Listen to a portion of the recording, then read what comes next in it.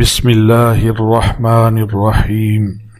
ناظرین و سامعین، رجب، شعبان اور رمضان کی مسنون دعا جو حدیث پاک میں آئی ہے، صحابہ کرام رضوان اللہ علیہم اجمعین روایت فرماتے ہیں کہ جب رجب کا مہینہ آتا تو نبی کریم صلی اللہ علیہ وآلہ وسلم اس دعا کو پڑھتے تھے: اللہم بارک لنا فی رجب و شعبان و بلغنا رمضان۔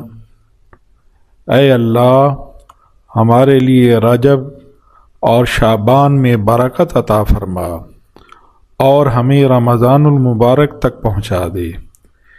ایک اور حدیث پاک میں ان تینوں مہینوں کی فضیلت یوں بیان کی گئی ہے۔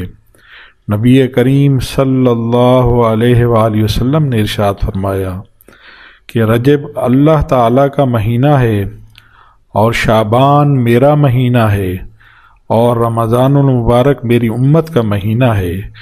ناظرین و سامعین، اللہ پاک ہم سب کو ان تینوں مہینوں میں بھرپور طریقے سے نیکی کرنے کی توفیق عطا فرمائے۔ آمین ثم آمین۔